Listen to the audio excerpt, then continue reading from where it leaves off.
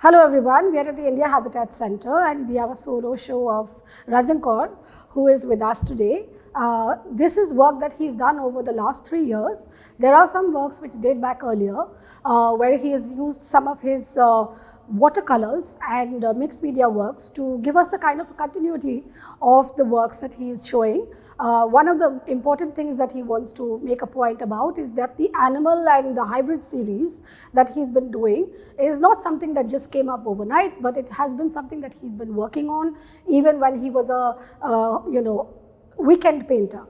So he would take the weekends to paint, but now he has dedicated this last 3 years to producing a large body of work with, as you will see, the large canvases that he's done. And he has infused them with a very strong socio-political critique and content that he has not pulled his punches and he's spoken out, but in a very sort of lyrical manner, in a manner that is analytical but at the same time allegorical. So I have written the catalogue essay for him over here. We have the catalogue, and now I'm going to call Ranjan in to speak with us. Ranjan, welcome and lovely to see your work. So happy to have you. We go back all the way to Artemore, and now I have seen your work, the last 2 solos, although you've had 5 solo shows. So please tell us about the process and how it has been to come to this point where you have had this really large exhibition. Yeah, so this is my 5th solo exhibition, and what I do is I choose a kind of a theme. So as you know, since you had visited my show earlier, the last show was around the pandemic. Yes. And this time I thought I will choose a theme which is more socio-cultural, because what is happening around and some of the trends which is happening, I've found a little disturbing. So, it's not to any specific event or something like that, although a couple of my paintings do relate to some specific events, but broadly, the overall climate which we are seeing in the last, it's been there around for some time, but particularly in the last 3 years, is what I try to capture through my work. In a sense, that you have also referenced the text of Percy Bysshe Shelley. So in a sense, there is a kind of historicity that continues to repeat itself. We don't learn from our mistakes. We forget. There is a collective forgetfulness that the human race is known for. We like to, sort of bury things under the carpet.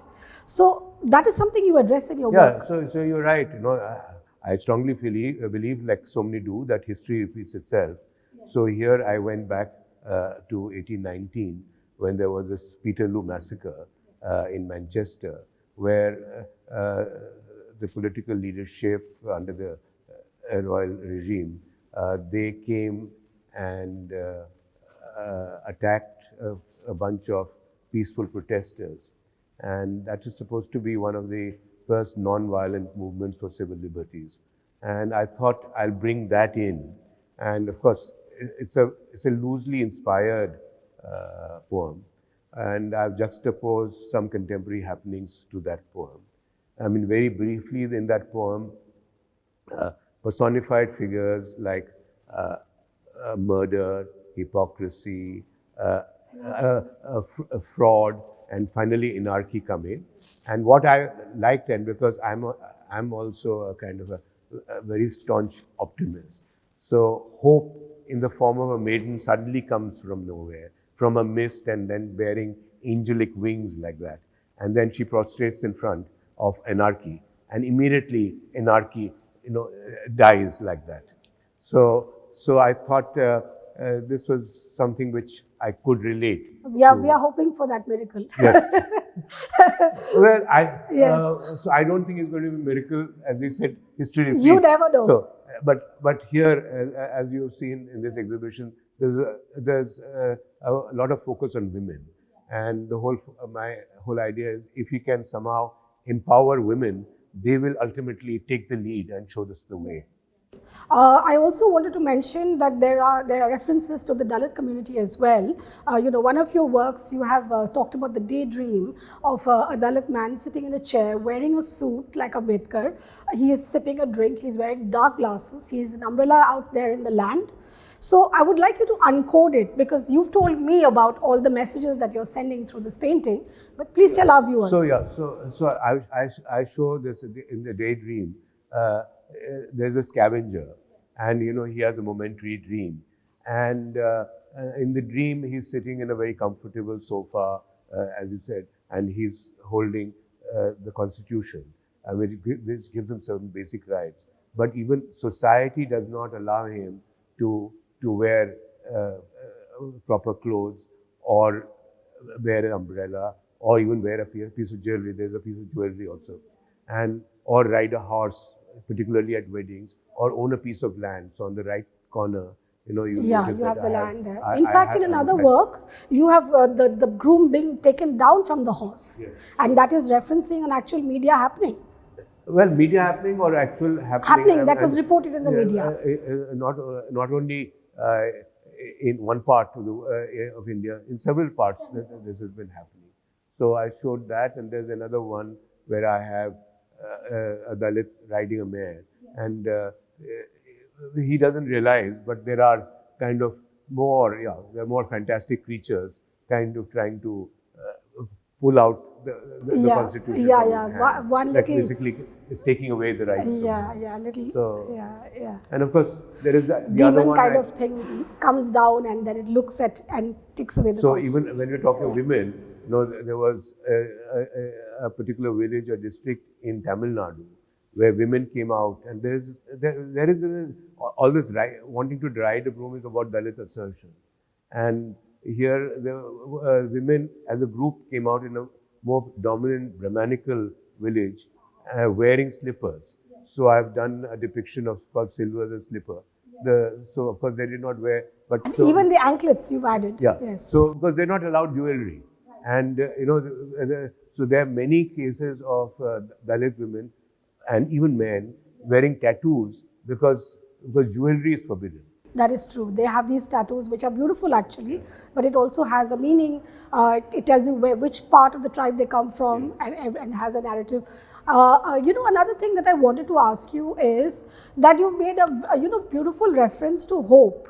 The woman as hope. We see her here dancing with a dog. We see her as Kashmir ki Kali, and various things. But there's also the reference to Frankenstein's wife, who was murdered by Dr. Frankenstein, an act of revenge. Can you talk a the little monster, bit? the monster. The monster itself, is this Frankenstein or this is not his wife? Basically, tell us about it, please. The novel, in the novel, Frankenstein is the scientist who wants to create a human without any kind of relationship with women, because he was a kind of and what happens is, what he creates actually is a monster. He's a monster, but they make peace, and then Frankenstein says, no, they don't make peace, because the moment he's a monster, then the monster wants a wife, and so Frankenstein gets terrified, and then the monster starts attacking Frankenstein. So, and then among these attacks, he also rapes and kills his wife.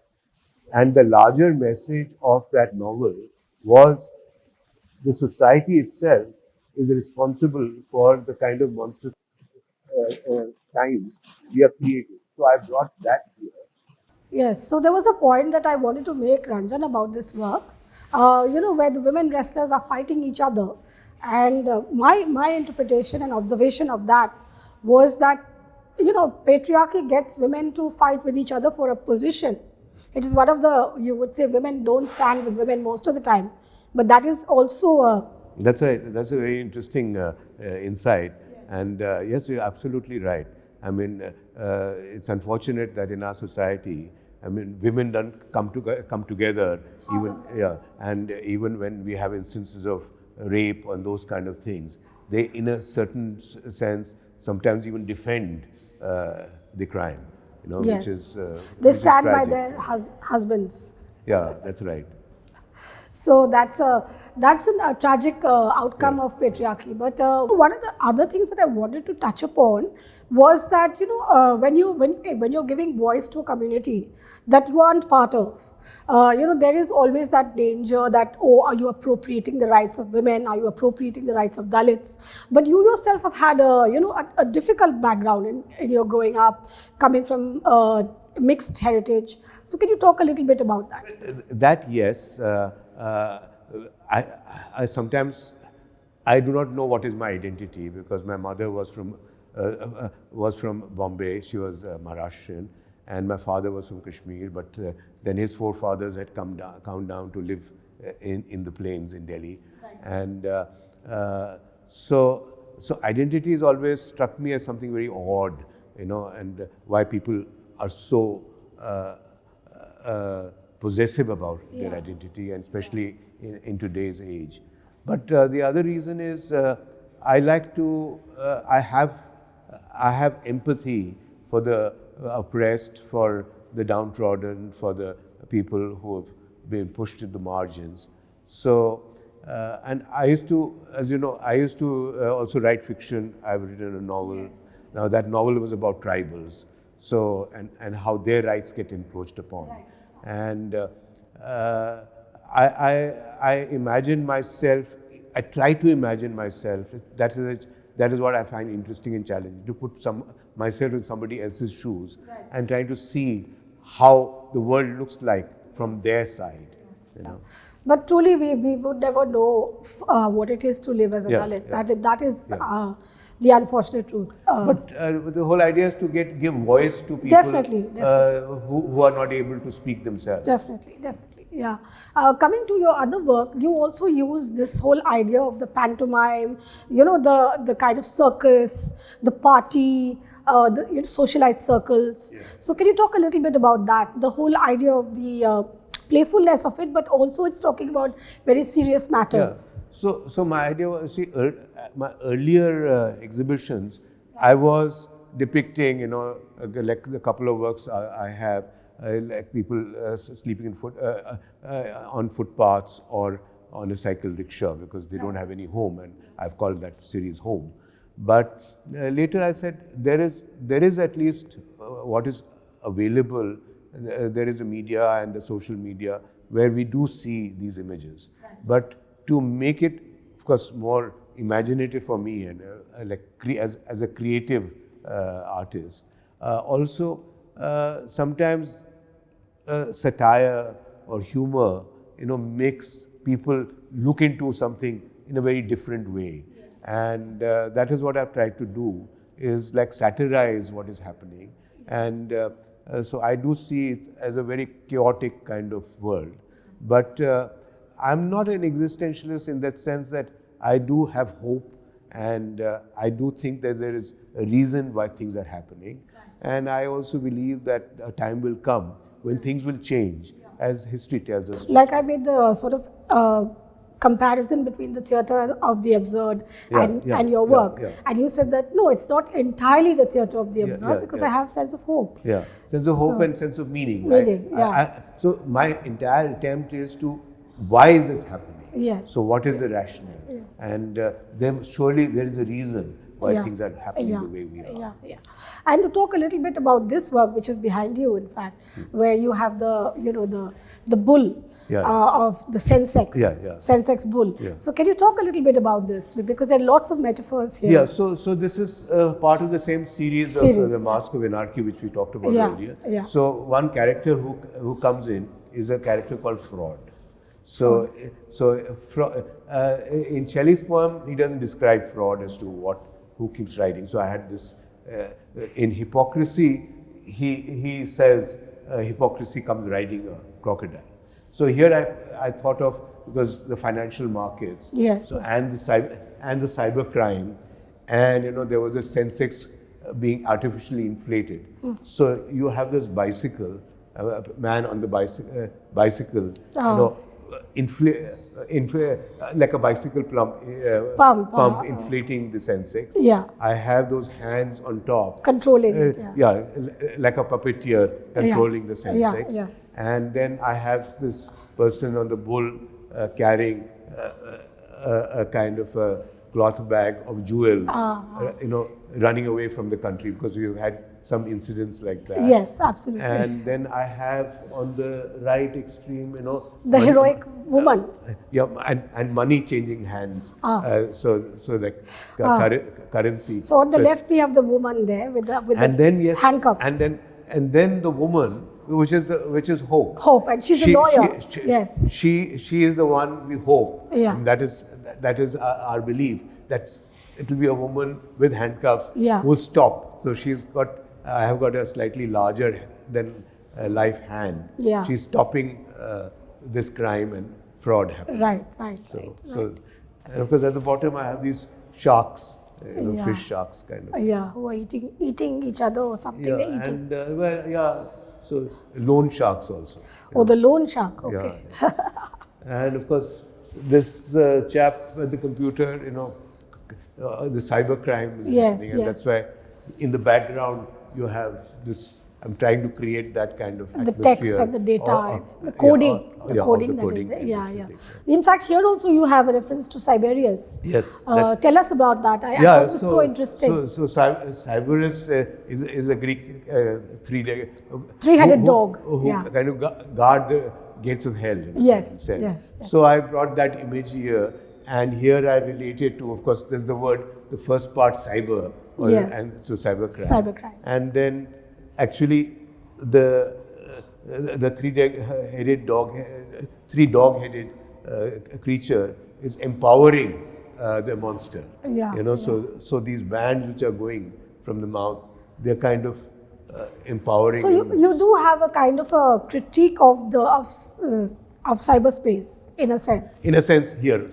So that's what I'm saying. So in today's world, it's the technology which is taking over, and so some of my works relate to the social media as well. Right, but although technology does a lot of good things as well, but you always have the two-sided coin. There is good and bad in everything in that sense. Right. So I wanted to ask you, Ranjan, about this particular work called Bloom's Crush. Right. I mean, compared to all your other canvases, which are a busy narrative, here you've kind of gone for very sort of sparse but at the same time powerful rendition of hands and feet and blooms. So even other works, where I have used flowers as symbols, and here also is like a flora symbolism is what I'm trying to do. So if you notice the small canvas on the right is where the person is picking out some flowers. And if you look at the colors, they're more the magenta and blue flowers. And what ultimately is going to remain are only one color, one red color. And in the other canvas, those flowers which she's picking up and throwing aside are being crushed by the foot. Basically, what I'm talking about is exclusion. And in nature, what makes nature beautiful is the diversity. And here, what I see in society is there is a trend for exclusion, which is like a comment on. And then we have a very monochromatic kind of palette where we remove all the colors and only red is left. Yeah. So this was, you see, now one can relate to the Dalit women who are not allowed jewelry. And it's a kind of assertion because she's wearing a lipstick, so there is only the lipstick. Also, it could be for a general, generally, even the poor households, poor people, even though they don't have anything, they have this aspiration to be like the middle class or the upper class. So we have a woman who has hardly any belongings, but yet she paints her lips red. As a kind of, I looked at it as an aspirational kind of thing. Right. But then you have a series on the sex workers also, where they are all with red lipstick and very Twilight Zone-y kind of, the depiction is of the women in the Twilight Zone. So would you like to talk a little bit about that? So there are two works like that. So one is what I call Every Night. So now sex workers, whatever I have understood from people who have worked with sex workers, in many cases it's not out of choice, In a few cases, it is out of choice because they do. But whatever it is, that is their individual choice. But they also get tired, and that's why every night, because it's the customers, and here they are getting kind of ready for the so moreover, they don't have access to any kind of healthcare. That is something which I wanted to just bring up, because sex work is like any other work. But when you don't have access to healthcare, then you fall prey of all kinds of STDs. So, and also it's not legalized in our country. In our country, so it's not legal. It's considered a crime. Yes. And you see, especially during the COVID period, they were the first people to lose employment, and nobody talked about them really. And I thought I should bring them back into to thinking seriously about their plight. On the right panel, all these sex workers are middle-aged. So even in their profession, it's a very short-lived kind of career, and here they're just waiting. I call it ladies in waiting, but they don't get customers. Maybe the younger ones do, and it becomes difficult for them for survival. So I thought I'll just through these works bring attention to people who generally tend to ignore them. And there's another work next to this which talks about the kind of thing that happens within marriage.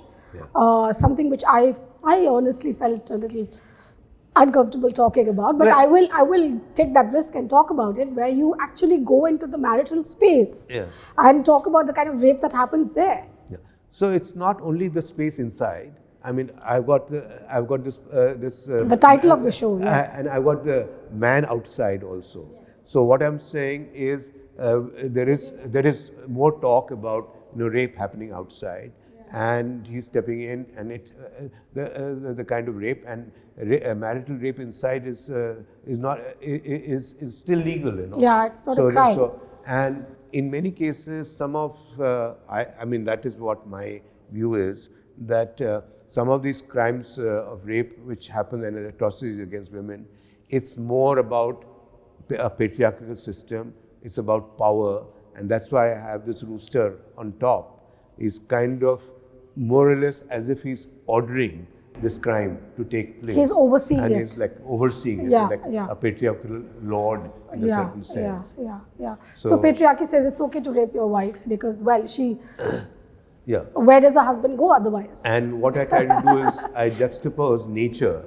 So the pollination, the butterfly and flowers. Like in nature, everything is so beautiful. And why does sex have to become so among humans so beastly and inhuman? I think that's also because we just don't talk about it. There is this there is no emphasis on consent. There is no, it's bad to talk about sex. And there's no sex education. It's been banned in so many places. That's right. So I think that's why we don't get to have that natural conversation about something which is so natural. So I think that there are lot of spaces in between that are left unaddressed. So that's why you see I have this painting called Daphne in Distress, where I again draw upon a mythology, where I have this kind of, and this was based on an incident in Bombay in the open streets, and there was a YouTuber, a Korean in fact, a YouTuber, who was kind of molested. And nobody protested. In fact, society, so why I have these smiling faces looking on, is that nobody protested. And of course... Which is shocking, because Bombay is always a city that supports women. So in the original mythology, Daphne, Apollo tries to chase her because he's in love with her. But she has been shot by Cupid. So she is now completely, she doesn't like, so the moment Apollo nears her, she starts converting into laurel, leaves. And that's why I just brought that in.